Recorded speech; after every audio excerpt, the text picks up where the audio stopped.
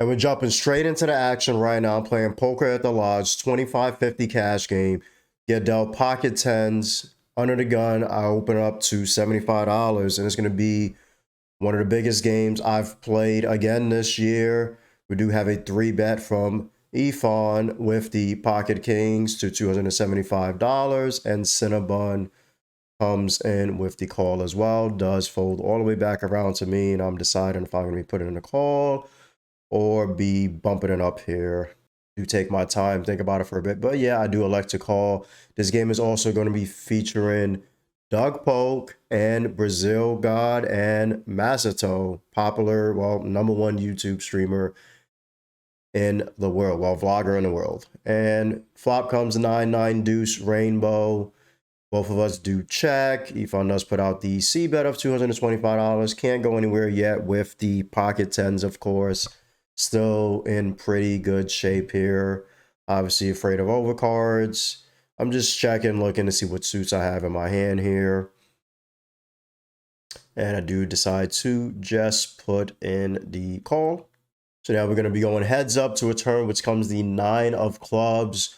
Really good card for me, as you know, do have a boat now. I'm just still scared of those overcards.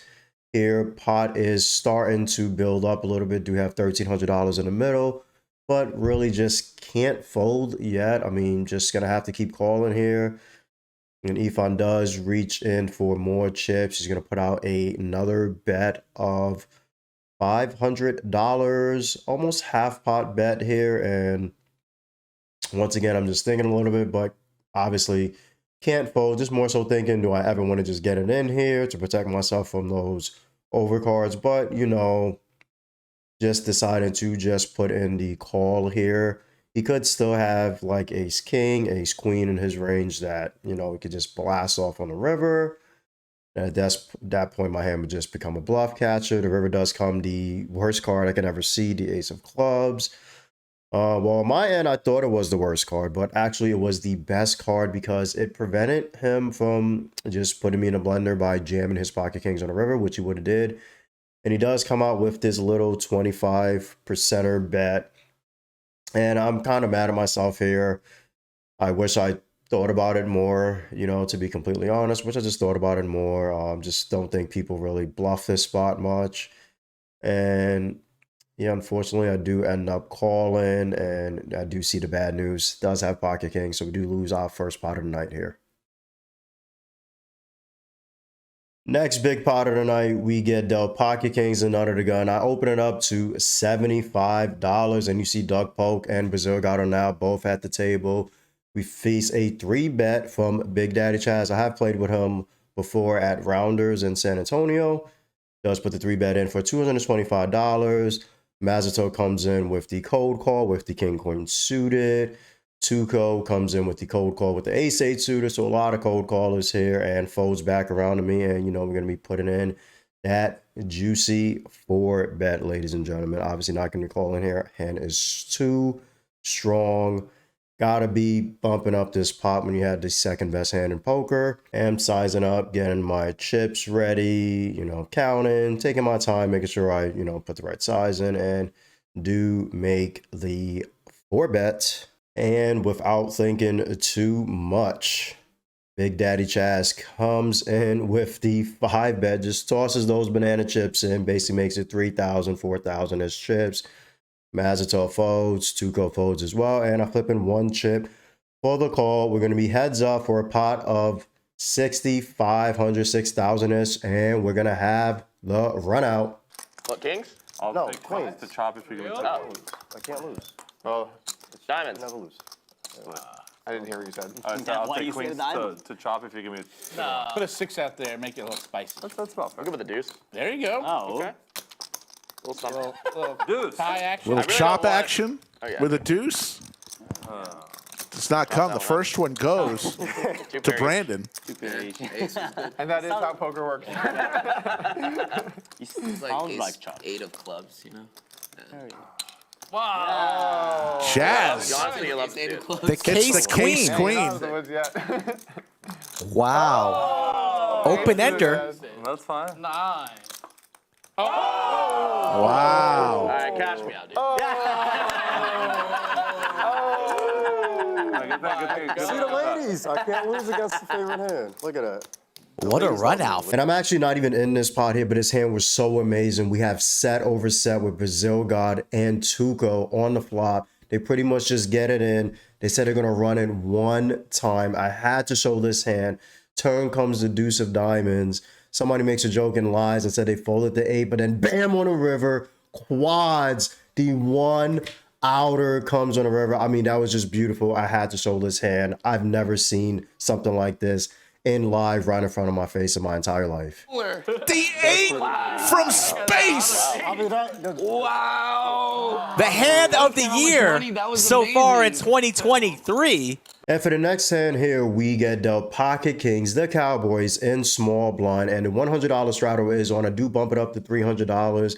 Efon wakes up with ace-5 suited in the big blind, puts in that 3-bet to $1,000. And I'm really thinking here, really in a weird spot with the effective stacks here because of that straddle. It's making the amount of money that I have behind look a bit smaller. So I'm thinking, do I even have enough chips to 4-bet and then play like a pot size bet jam on flop? I mean, it's such an awkward sizing. I didn't want to take too long with the table and hold things up too much. So I did think about it for as long as I can, you know, look down. And yeah, at this point, just gonna have an on Jemima moment. I'm all in for roughly like 4,000, 4,500 or so. Just felt like that was the best move. And I do take down the pot. And next beautiful hand of the night, we get dealt Pocket Queens in the under the gun straddle with the $50 straddle. We do have an open of 150, a cold call. Tuco makes it $585 with the 3-bet. I'm actually going to code for it here and bump it up. We are playing the knit game, and me and Tuco are the last two people with knit buttons in front of us. I do 4-bet to $1,550. We're playing roughly $6,500 to $7,000 deep here. And Tuco with the ace-10 off knows that if he loses this pot just by folding pre, he is going to have to pay each person at the table $100. So effectively, you lose an extra $800 in this hand. He says he's not going to go anywhere. He's actually going to be putting in the call with ace-10 offsuit. I mean, I'm loving this spot here. Obviously, I felt like I was ahead anyway, and then the flop comes 7-5-4 rainbow. Beautiful spot for the ladies. What better flop could I possibly have seen here? But right now, I'm just ranging them on like pocket 9s, 10s, maybe 8s. Obviously, don't want to see ace because he has an out to a 6. And then, basically, they do put in the check. And I'm just thinking about sizing roughly here. What do I want to size it to? Just thinking how much my effective stack is, roughly what's in the pot. What am I going to be betting on turn to get it in? Things like that. Always want to think about your sizing here when you are in these situations, ladies and gentlemen. And I do grab that sexy yellow banana chip, and I do roughly go for the half pot size bet. So I do make it roughly $1,700 to $1,800, as you're about to see come up on the screen in a second. And yeah, I do make it $1,800, so roughly 51% of the pot. And Tuco's really in a pretty much a shitty spot here. He's really thinking going into the tank. He just doesn't want to lose the hand and pay that extra $900. And he's fully aware that I could just have, I mean, ace king here, ace queen here, which, I mean, even if I had that, he's very behind. So I am honestly very surprised by this play when he makes it. I'm very surprised that, you know, he's thinking about, I mean, I'm even surprised he's just thinking about anything here, because like you can just fold, take your losses. Yeah, you're going to pay everybody $900, but do you really want to call here? And you could, your 10 could be dead. Your ace could be dead if I have aces. So you're really, really, really in a tough spot here. And he's just, you know, going really, really, really deep into the tank. You see, I'm stone cold here, just looking down. And he does announce he's all in. I snap call. We're going to have the biggest pot of the night, and actually the biggest pot of my career, all in with pocket queens for $13,000. Flip over the cards. Let's see the run out. One time, Tuco. Wow. Looking for an ace or a 10 or running straight cards. Thank you for the effort. Brandon looks a little nervous with his ladies. Bad shape. I know I'm in bad shape, but I think I'm for the effort. A+ for Yeah, effort. A+ for effort. Yeah. Nice effort, yeah. Yeah. If you win this on an ace, it would be. No, I want to win on 10-10. Another fucking 10. Picked up a few more outs. An ace or a 10 does not come. Oh, that was Okay, so so you get close. 5 back. No. How much? Oh, this is all my money. Yeah, it's And all Tuco yours. and Azir is going to Okay, lose now that, you owe me 5. and he's going to lose the knit game. That is my 5. Brandon gets I already give you 5. 5 is mine. 5 is yours. wins a huge pot. And next hand of the night, we finally get to battle MASATO. Heads up in a pot here. They make it $300 to go with these straddles on. Ladies and gentlemen, the straddles are just always on here, $50, $100, etc. And playing the net game once again, and I'm one of the last people left. I do bump it up to $950 with the pocket fours in cutoff. Really strong 3-bet range here, but this time I just have pocket fours. Normally would not be taking this spot here, but I do not want to pay the table $150 this time. So that would be roughly not roughly, exactly $1,200 if I can't get rid of this knit button by winning a hand. And MASATO comes in with the call. So we're going to be heads up. Odd is already at 2,000 to flop of 10-2 and a bank 4 on the last card. Love to see it here, ladies and gentlemen.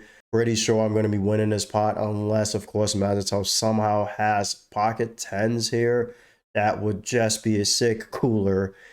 Because, yeah, I would always be getting all my chips here as long as the run out is clean. And I do put out the bet of $1,000, roughly 50% here. Did decide to size up very slightly. We are very deep here, ladies and gentlemen. Did start the hand with roughly $12,000, $13,000. So definitely don't want to be betting small here. They do put in the call, and pot is brewing, and the turn comes the rubber ducky. You're the one. 2 of hearts. Pretty sure that he would not have pocket deuces here, especially how I've been playing tonight. So I don't see him having quads. Backdoor flush draw is starting to come in, but not, of course, worried about that. We have a boat. Definitely going to be betting here. He can still have ace 10, king 10. Could still have pocket jacks. Definitely don't see him having pocket queens here. Could have 9s, 8s that he would still maybe possibly continue depending on my sizing on turn. So definitely still want to be putting a bet in here. And I saw a lot of people in chat actually saying check here when I replayed everything back. But yeah, just no really point in checking here. I mean, could trap, but yeah, the board isn't too wet from the flop where they're going to start having a lot of bluffs on river, in my opinion. So I really like my bet here on turn. Building that pot up some more. Do put out a bet of $2,700, roughly 66% of the pot. And MASATO is thinking with his pocket 6s, actually just really thinking about it. He's getting a little bit sticky. He's thinking if he should call. He knows that I have the knit button, and obviously when you have the knit button, you're gonna have to start turning things up in order to not have to pay the table $1,200. That's a decent amount of money to lose a game here. And MASATO does come along with the call. And we have a pot of $9,500 now in the river. We're going to go to it hoping for a blank, and it comes the 9 of spades. And I saw this 9. Obviously, I was hoping not for a 10, because if a 10 comes, then I automatically lose to a 10. But when that 9 peeled off, I was like, oh, this is rough. This is really a rough spot, because if he has pocket 9s, that he really just hit that 2 outer on me, I would be sick to my stomach. Look down, make sure I still have pocket 4s, and I know what I must do here. Can't be a pussy, ladies and gentlemen. Just thinking, and I know that I have to go all in. Just taking my time with it. Don't really have a choice here. If you wake up with pocket 9s or 10s, then good job for you. You're just going to stack me. Got money in my pocket. I'm just going to have to rebuy, but just can't check here, obviously. And once again, just taking my time a little bit. I already know what I'm going to do. Announce that it's an Arjamama moment. I'm all in. And MASATO pretty much snaps, folds, and we take down the pot and we show our pocket 4s Once again, avoiding that payday with the Nick game. Two, and then he just thinks it's awesome. It's awesome. I love it. I love it. Of course. Bet fours, though. All right. And last hand of the night, ladies and gentlemen, I get to battle one of the best in the game, Doug POLK. He opens ace king suited from the hijack to $250. The $100 straddle was on, and I 3-bet pocket queens to $1,100. A really strong 3-bet here versus pretty much an early position raiser here with these straddles on. And Doug POLK already is getting ready to put in that 4 bets in position against me. And I'm like, damn, I'm doing so good right now. But he does put in the 4-bet to $2,800, roughly like a 2.3x 4-bet in position. And yeah, I have pocket queens, the 3rd best hand, but in my eyes, the best hand in poker. Come on, I love the ladies. That's just how it is. We're not going to be going anywhere, ladies and gentlemen. We're about to be playing a massive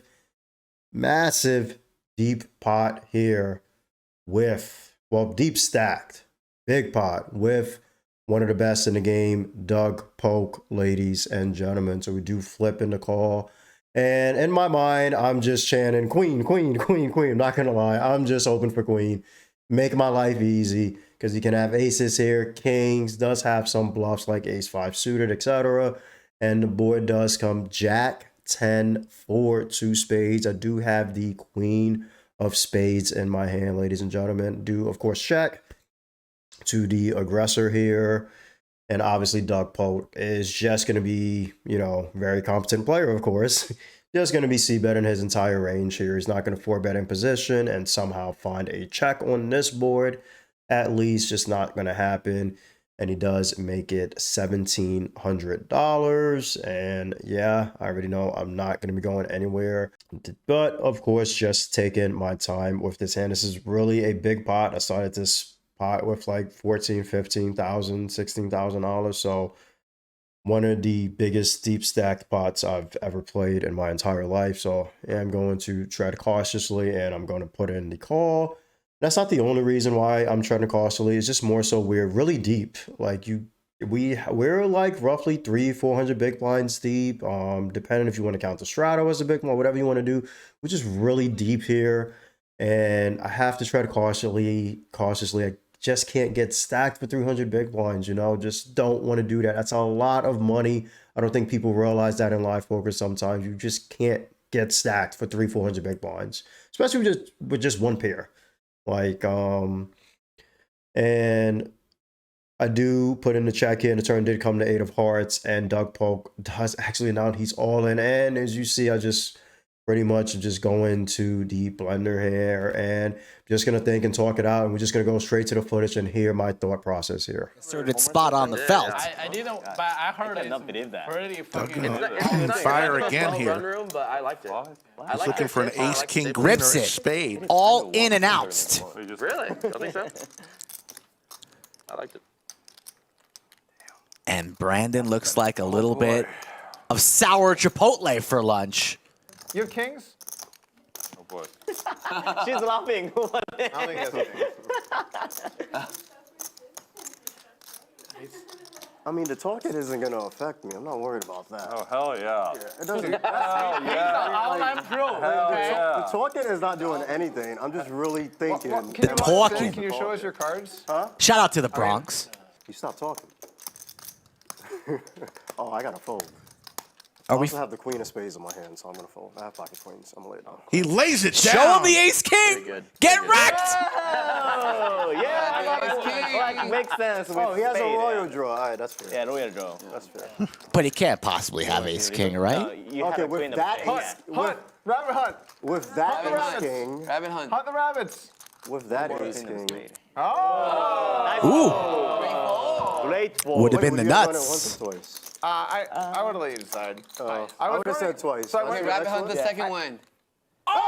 Second run out? Doug would have scooped it. Ain't going your way. And so I do end up laying down the ladies, my favorite hand there against Doug POLK, but I do manage to end the session. Screen does say up 3,900, but I actually cashed out plus $4,370. Really good session for me playing some 2550 for the first time at the lodge. And I just want to say a big shout out to Doug Polk, Skull Mike, and Poke at the Lodge for allowing me and giving me the opportunity to play here, this big 2550 game. If you do like big cash game live streams, check out this video right here where I play at Hustlers Casino Live, a 10-20 with a mandatory $40 straddle on.